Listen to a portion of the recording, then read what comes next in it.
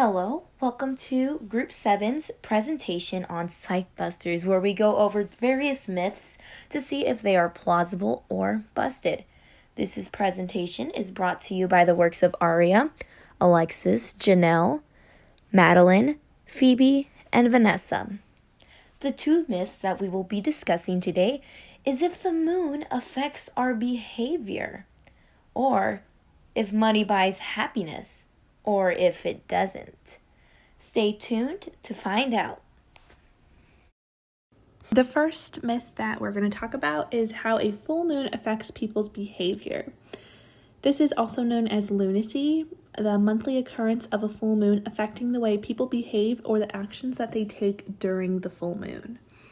So during our research, we found that the main reason people believed this was because they thought the moon's gravitational force was strong enough to move them, since it can move the tides, and the tides are made of water, and our body is 80% water.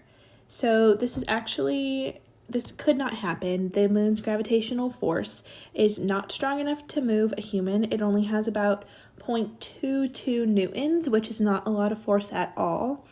Another reason is the moon's gravitational pull causes high tides because it pulls the water towards the moon, leaving the other parts with the low tides. So if humans were to be affected by this, humans like us would only be pulled towards the moon. Our behavior wouldn't be affected in any way. We would just literally be pulled in a direction where the moon was. And the gravitational pull of the moon is not based on the phases of the moon. So the gravitational pull is longest when it's at perigee, which is where the moon is closest to the Earth, and that's based on orbital patterns and the orbital time frame of how many times the moon circles the Earth, and it has no correlation to the phasings of the moon. Another hypothesis that we saw was that artificial light, or when artificial light wasn't invented, they thought the bright lights coming from the full moon could cause sleep deprivation. However, that one was disproved or dismissed when artificial light was invented, and they could prove that there was still sleep deprivation without the effects of the full moon.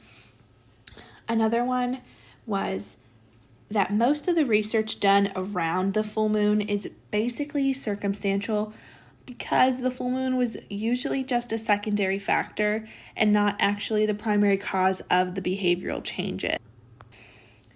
So to conclude this section, we proved that this myth was busted because the full moon could not have an effect on the way that people behave based on the argument of the gravitational pull affecting our behavior because the human body is made of 80% water.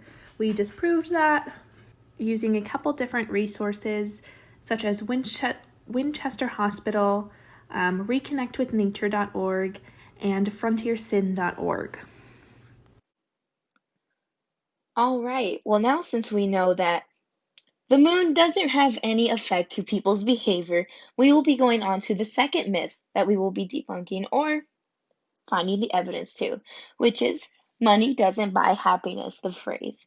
So the claim goes into how money cannot buy happiness, which in reality, it cannot buy pure joy, it cannot give you a sense of life's meaning. However, it can allow you to buy materialistic things that will make you happy for a short period of time. To be truly happy means to appreciate what you have in life. The temporary happiness that we talk about here is kind of like buying a McDonald's burger when you're sad to go eat. I might be getting a little bit too personal for this one, but hey, it made me personally happy for a short period of time until I had to get up the next morning and go on a run to burn that burger off, am I right? Anyways, so the findings that we found was that more money equals greater happiness. Money is what gives access to homes, better health, and materialistic things such as cars or jewelry. Money may increase happiness, especially those affected by poverty. We can see this in a study in 2018 from the National Institutes of Health showed that women from Zambia were given money, and over a period amount of time, many women showed an increased level of emotional well-being and health. Money, however, cannot buy permanent happiness because money has to be worked for. The meaning money cannot buy money cannot buy permanent happiness because money has to be worked for, meaning longer work hours, unfortunately. This also concludes to less time with family and stressful jobs to maintain that stability for that extra lifestyle you want. But in the meantime, money can fulfill happiness in the short term moments, such as buying a car, a dream house, going to concerts, and traveling.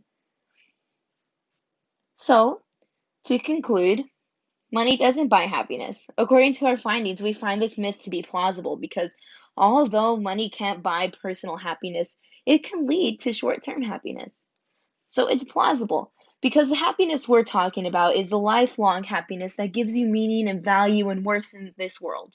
And quite frankly, if you're just using your money to buy temporary things that are only going to help you fix what you need for a short period of time, it's not really going to help do anything for you. I mean, we see all these famous celebrities, they fall into depression because what is it? Money doesn't buy happiness. And fame and fortune, those aren't the only things that we should be yearning for in life. So that's just some food for thought. You guys can believe otherwise, but here is our sources page that we used. And here is another page of our sources page that can be found in any of the slides that we use. So this concludes our presentations. I hope you guys enjoyed why money can't buy happiness and why the moon doesn't affect our behavior. Thank you.